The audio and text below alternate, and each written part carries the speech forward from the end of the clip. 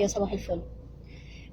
يا ترى انت او انتي، طريقة تفكيركم في العلاقة ايا كانت العلاقة، طريقة تفكير ضحية ولا طريقة تفكير مبادر بيتحمل المسؤولية؟ الفرق ما بين الطريقتين ان طريقة تفكير الضحية هي طريقة بترهق العلاقة جدا ومع الوقت بتموتها بالبطيء، في حين ان طريقة تفكير المبادر اللي بيتحمل المسؤولية هي طريقة تفكير بتشحن العلاقة، ومع الوقت بتاخدها في تراك التطور والارتقاء. طيب علشان الفرق يوضح اكتر ما بين الطريقتين تعالوا نستحضر موقف يبين فيه ايه الفرق. لو انا دلوقتي زوجة وجيت شفت زوج وزوجة، في موقف ما الزوج بيمدح الزوجة وبيستحضر صفاتها الحسنة والجميلة وعمال يمدح فيها. فجيت رحت انا ايه ما بيني وما بين نفسي كده بقى، قعدت اقول يا سلام ادي الازواج ولا بلاش، مش اللي انا متجوزاه، واقعد بقى اندب حظي واركز على الايجابيات اللي انا شايفاها في العلاقه اللي قدامي، وارجع فلاش باك على السلبيات اللي في علاقتي، واقعد بقى ايه اندب في حظي. طريقه التفكير دي طريقه تفكير ضحيه. طيب على العكس طريقه تفكير المبادر بتكون ازاي؟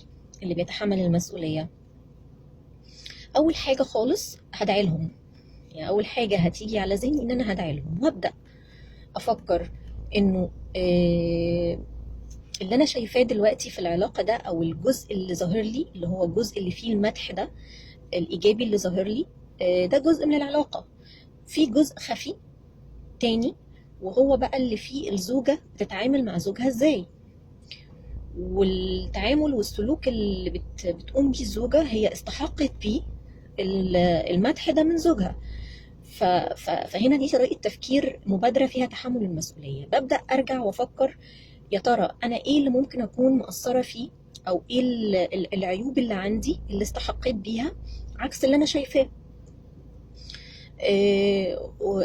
واكيد كلنا في عندنا عيوب، فاكيد هلاقي وابدا ادور واحسن.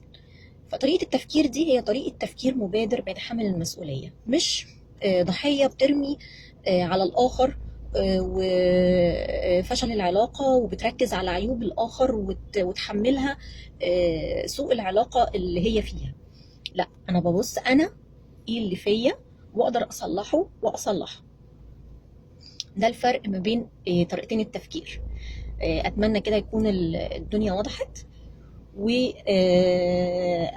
لينا كلنا علاقات صحية سليمة نكون فيها مبادرين متحملين المسؤولية مستحقين لكل شيء جميل. يومكم مسكر ولا بلاش مسكر علشان الهيلثي ستايل. يومكم معسل عسل ابيض، مش المعسل اللي باقي بالكم. يلا صباح الفل.